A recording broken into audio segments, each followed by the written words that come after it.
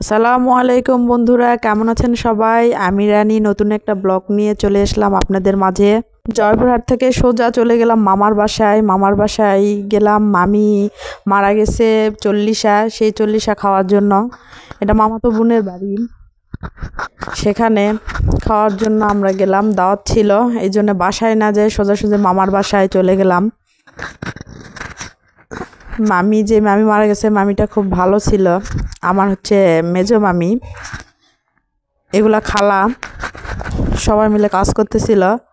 এটা আমার মামাতো বোন ছোট। এই যে মামির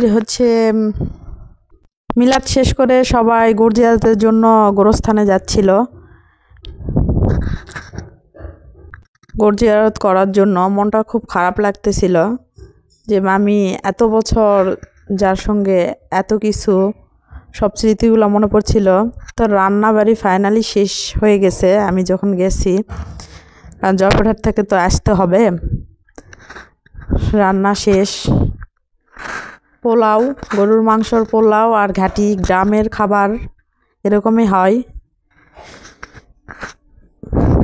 এটা আমার মামাতো বোন ছোট, আর ওটা আমার মামাতো বোনের মামি, মানে আমার মামির ভাইয়ের বউ। এটা এখন ফাইনালি ছাদের উপর খাওয়া দাওয়া বসে পড়ছে আমার মেয়ে, আমার বোনের মেয়ে, সবাই খাওয়ার জন্য। আমি দাঁড়া থেকে ভিডিও নিচ্ছিলাম। এটা আমার মামাতো বোনের বাড়ি। আমার মামাতো বোনের বাড়ি এক জায়গায়, আমার মামার বাড়ি মামাতো বোনের বাড়ি একই জায়গায়। এটা আমার বোন ইচ্ছা করে ওরকম করতেছে। ওটা আমার ভাগ্নি, আর আমার মেয়েকে তো সবাই চিনে নি। ওগুলো আমার ভাবি। দেখেন আমার মেয়ে, যখনই আমি কোনো ভিডিও করব ওরকম করবে। ওগুলাও আমার ভাবি, ভাতিজি। যে মামি মারা গেছে ওই মামি না কথা বললে ভুলভাল কথা বলতো। আমরা অনেক হাসতাম মামির কথা শুনে। আর যখন আমরা যেতাম ওখানে, তখন বলতো ও মা চলে আসছে। এখন ফাইনালি কি করছে জানেন? সবাই মিলে আমাদের সঙ্গে মজা করে বলতেছে তোরা থালা বাসন মাজে দিয়ে যাবি। তা আমি আবার বলতেছি আমি কোনো ড্রেস নিয়ে আসি নাই।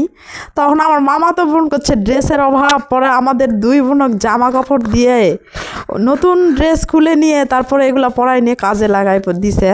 আমি আমার বোন, আমি মাজতেছিলাম, আপা ধুচ্ছিল। তারপরে ফাইনালি চলে যাচ্ছি পুকুর পাড়ে।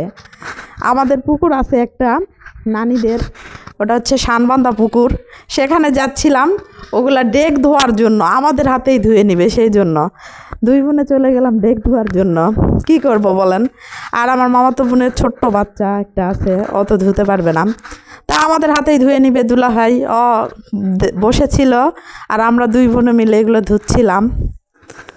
3টা বড় বড় এগুলা ডেক আমাদের হাতে ধুয়ে নিছে। আমরা দু বোন মিলে ধুলাম। কি করব, ধুয়ে দেই, সমস্যা কি? আসসালামু আলাইকুম, সবাই ভালো থাকবেন, আমাকে সাপোর্ট করবেন।